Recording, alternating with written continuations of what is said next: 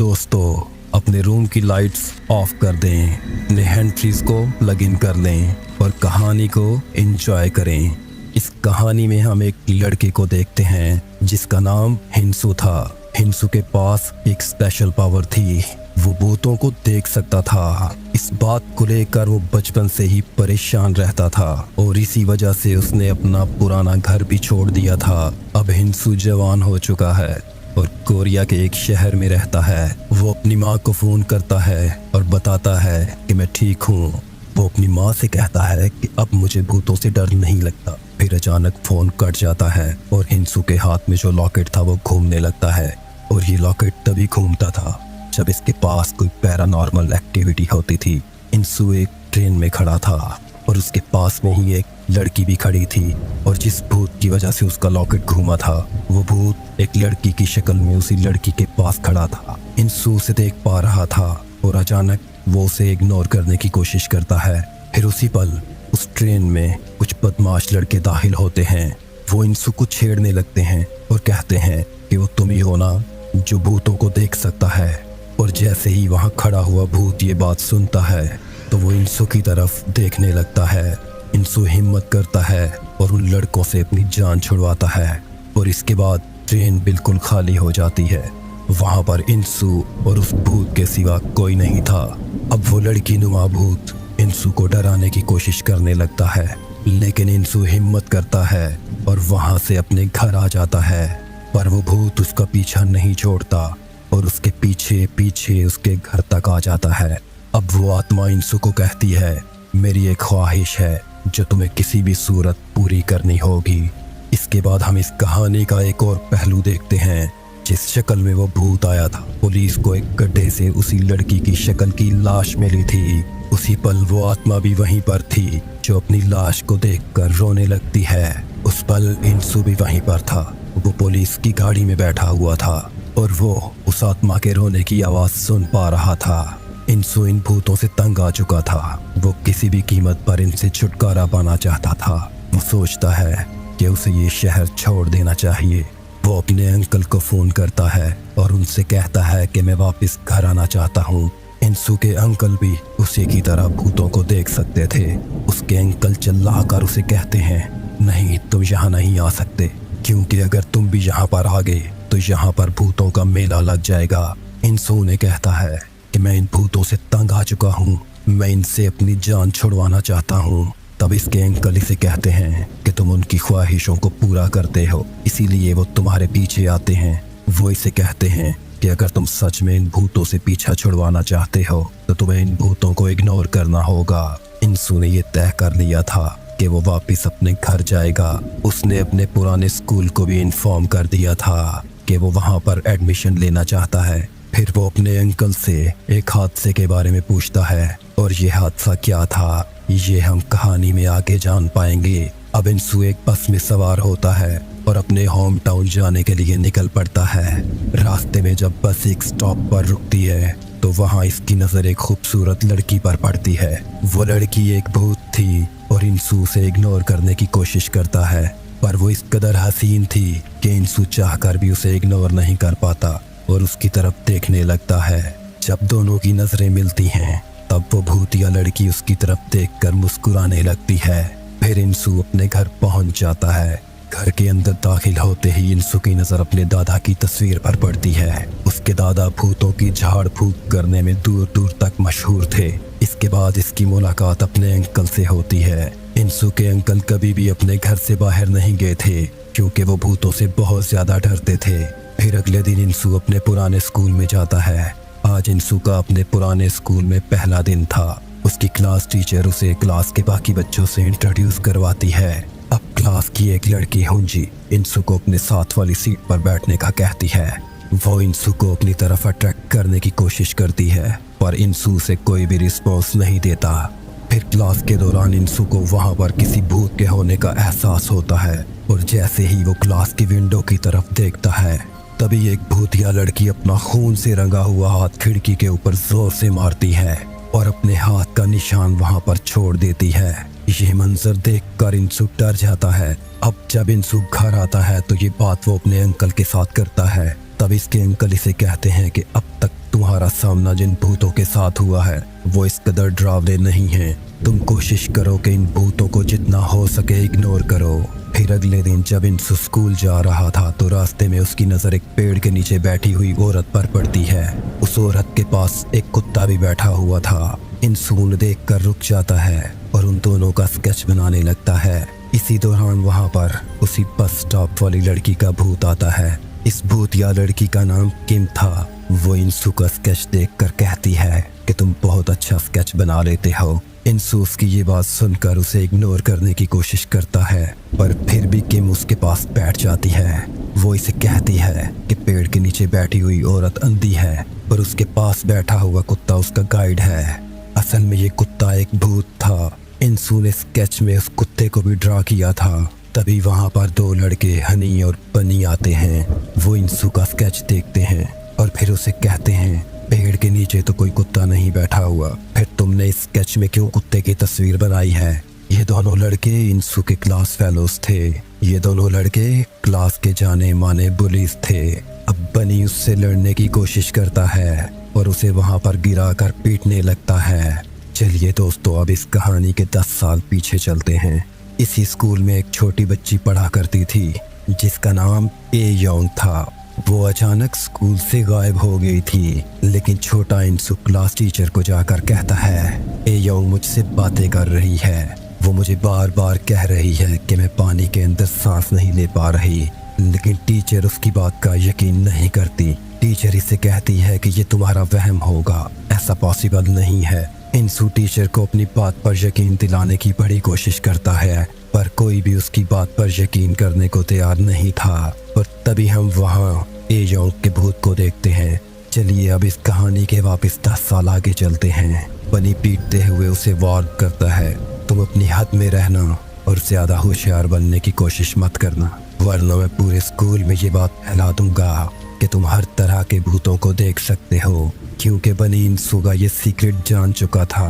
फिर इसकी क्लास की एक और लड़की संगीत जो अपने घर पर थी, उसे अपने घर पर किसी की मौजूदगी का एहसास होता है। तभी उसकी नज़र वहाँ पर लटके एक काले शॉपर पर पड़ती है जिससे टिप टिप खून टपक रहा था।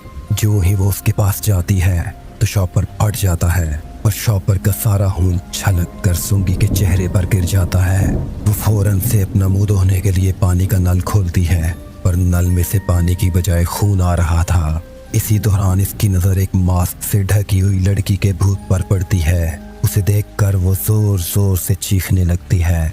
इसके बाद वो अपनी एक दोस्त को कॉल करती है और कहती है कि वो आ चुके हैं। वो बार बार फोन पर कह रही थी कि साही यहाँ पर है, पर उसकी आवाज दूसरी तरफ कोई भी नहीं सुन पा रहा था। इसके बाद दरवाजा जोर से बंद हो जाता है और हमें संगी की चीखने की आवाज आती है। अगले दिन हुंजी हनी को स्कूल में बताती है कि संगी कल से गायब है। इसके बाद हम किम और इंसु को एक ग्राउंड में बैठा हुआ देखते हैं। वो इंसु से बात करना चाह रही थी, पर इंसु उसे इग्नोर कर रहा था। तब किम से कहती है कि मैं जानती हूँ कि तुम मुझे सुन पा रहे हो और मैं ये भी जानती हूँ कि उस दिन पेड़ के नीचे बैठे हुए कुत्ते को भी तुम देख पा रहे थे।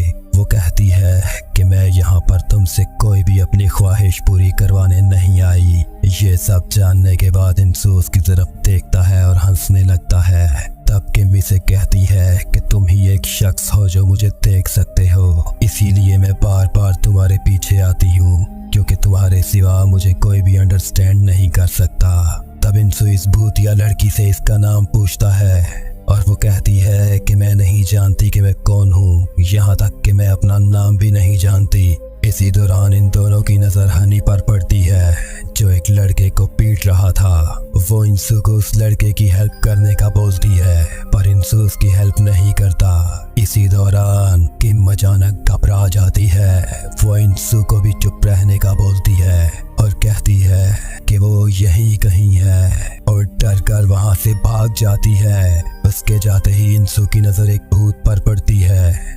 वो भूत हनी के पास जाता है और उसे मारकर गिरा देता है। इसके बाद इंसु घर पर आ जाता है। वो अपने अंकल से हनी के बारे में डिस्कस करता है।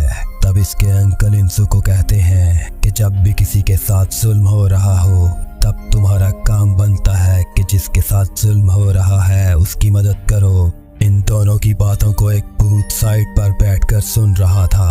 अगले दिन इंसू किम के साथ होता है। वो उसे बताता है कि ए योंग वो पहली भूत थी जिसे मैंने पहली बार देखा था। इसके बाद हम इस कहानी के 10 साल पीछे जाते हैं, जहाँ ए योंग इंसू को बता रही थी कि उसे किसने मारा है, और ये बात इंसू किसी को भी नहीं बता पाया। यही वजह थी कि वो वापस अपने पुराने घर आया था। अब हम इस कहानी के 10 साल वापस आगे जाते हैं, जहाँ के मोरिंसू ए योंग के घर जाते हैं और ये दोनों ए योंग की माँ और बाप से मिलते हैं। इसी दौरान इंसू की नजर ए योंग के भूत पर पड़ती है। वो इंसू की तरफ देखकर हंस रही थी। इंसू उसे देखकर रोने लगता है और ये देखकर ए योंग का भूत वहां से चला जाता है। अगले दिन किम और इंसू घूमने के लिए जाते हैं। वहां पर दोनों बारिश में बहुत एंजॉय कर रहे होते हैं। तभी किम अपना मोबाइल निकालता है और उसके साथ सेल्फी लेता है, पर किम तो एक भूत थी, वो उस सेल्फी में नहीं आती।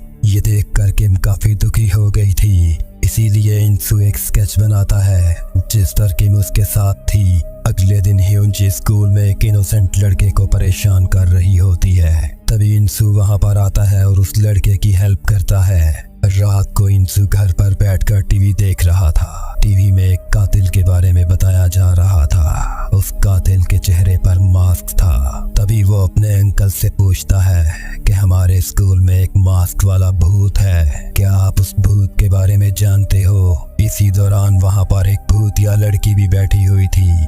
वो इनकी बातें सुनकर कहती है, साही, मास्क। इंसू उस भूतिया लड़की की बात सुन लेता है और सोचने लगता है कि ये साही और मास्क कौन है। अगले दिन स्कूल में हम 2 स्टूडेंट्स को देखते हैं। वो क्लासरूम में बैठकर बातें कर रहे थे। तभी वो स्टूडेंट लड़का उठकर वॉशरूम जाता है। वहां पर एक मास्क पहने हुए भूत आता है जो इसे वहीं पर मार देता है। इसके बाद वो भूत उस लड़की की तरफ आता है। इसी दौरान उस लड़की को क्लास की विंडो से उस लड़के की आवाज आती है। वो उसे अपनी तरफ आने को कह रहा था। वो लड़की चलते चलते खिड़की के पास जाती है और तभी वो मास्क वाला भूत उसका सर खिड़की से दे मारता है। वो लड़की बहुत डर गई थी। वो ह्यूंजी को कॉल करती है, पर फोन पर दूसरी तरफ ह्यूंजी नहीं थी। यही मास्क वाला भूत था। वो इसे कहता है कि मैं हूँ साही। इसके बाद वो भूत इस लड़की को भी मार देता है। अगले दिन स्कूल में एक लड़का ह्यूंजी के साथ साही के बारे में डिस्कस कर रहा था। साही का नाम सुनते ही इंसू उस लड़के से साही के बारे में पूछने लगता है और उस लड़के से साही का फोटो मांगता है। साही इसी स्कूल की स्टूडेंट थी और कुछ ही दिन पहले उसने सुसाइड कर ली थी। ह्यूंजी क्लास के सभी स्टूडेंट्स को कहती है कि अगर किसी ने भी साही का फोटो इसे दिया तो मैं उसे जान से मार दूंगी। शाम को इंसू किम के पास जाता है। वो उससे पूछता है कि साही ने सुसाइड क्यों की। तब किम इसे बताती है कि हनी और ह्यूंजी ने इतना साही को परेशान किया कि वो खुदकुशी करने पर मजबूर हो गई। यहाँ पर किम इसे ये भी बताती है कि मास्क वाला भूत साही ही है।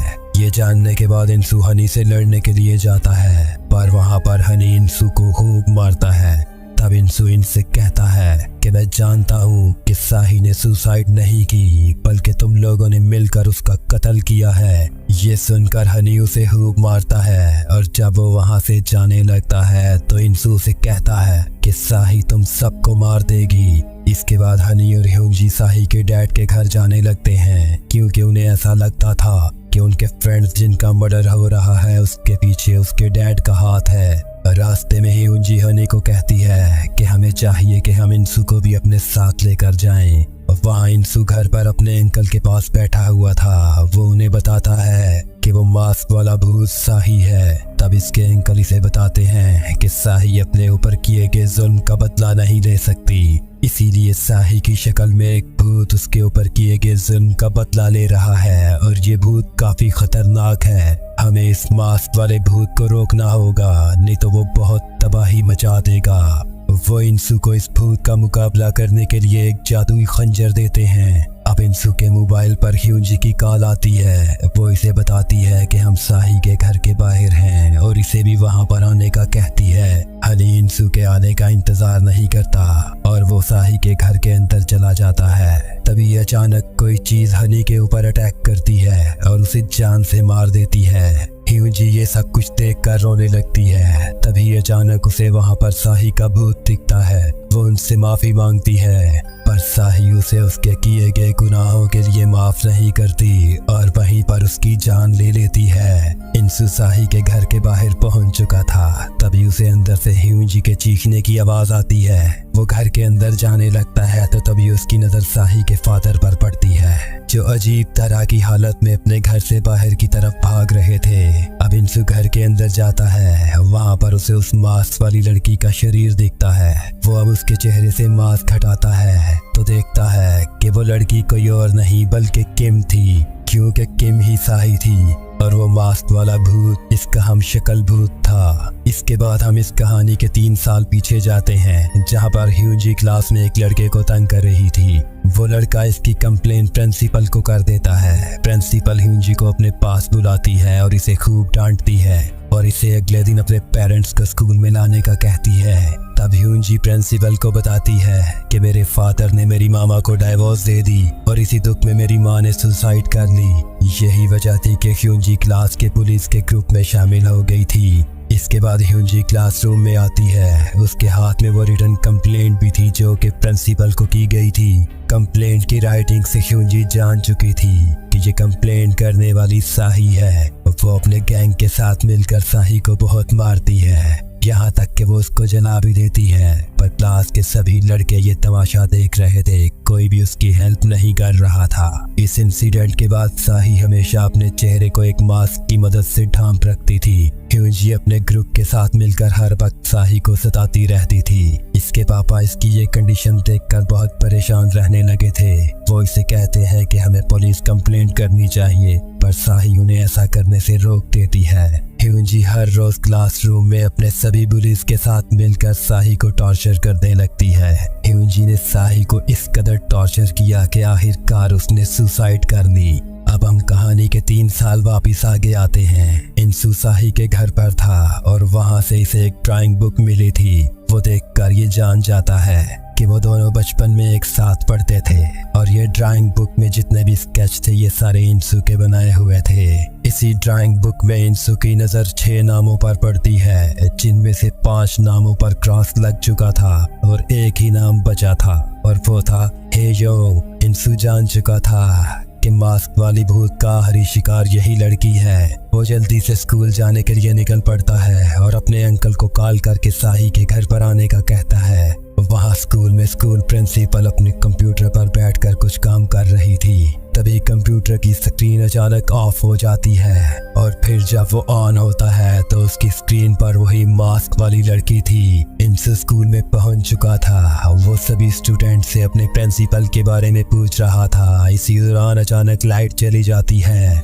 वहाँ पर मास्क स्कूल प्रिंसिपल को बांध देती है। इंसू भी वहाँ पर पहुँच गया था और उसके पीछे पीछे उसकी क्लास के सभी लड़के भी वहाँ पर आ गए थे। अब वो भूत एक पेट्रोल का ड्रम उस क्लासरूम में उंडेल देता है, जिससे पूरे क्लासरूम में पेट्रोल फैल जाता है। साही का भूत मास्क पहने हुए अपने हाथ में एक लाइटर जलाए वहाँ पर खड़ा था। वो अपना मुजरिम क्लास के सभी लड़कों को ठहरा रहा था। क्लास के सभी लड़के वहाँ पर अब उससे माफिया मांगने लगते हैं। वो कहते हैं कि हमें चाहिए था कि हम उस टाइम तुम्हारी हेल्प करें, हम चुप ना रहें। इंसू साही को ऐसा करने से रोकता है पर वो नहीं रुकती और जलता हुआ लाइटर नीचे गिरा देती है। ये मंजर देखकर क्लास के सभी लोग रोने लगते हैं, पर अचानक से वहाँ पर साही की दूसरी हम शक्ल आती है और वो इस लाइटर को पकड़ लेती है। वो मास्क को कहती है कि इन सबको जाने दो, इनका कोई कसूर नहीं है। तभी मास्क वाली भूतिया लड़की से कहती है कि तुम अपने साथ किए गए जुल्म इतनी आसानी से कैसे भूल सकती हो। वो इसे मारकर पीछे कर देती है। दूसरी तरफ इंसू के अंकल अपना जादुई ड्रेस पहनकर एक तलवार को अपनी जादू की मदद से एक्टिव करते हैं। वहाँ पर जो खंजर उन्होंने इंसू को दिया था वो भी एक्टिव हो चुका था। वहाँ मास्क गन फिर से लाइटर जलाकर खड़ी हुई थी। तभी इंसू उसको अपने बचपन की ड्राइंग दिखाता है। इसके बाद हम कहानी के 10 साल पीछे जाते हैं। जहाँ पर स्कूल में इंसू को कुछ लड़के मार रहे थे।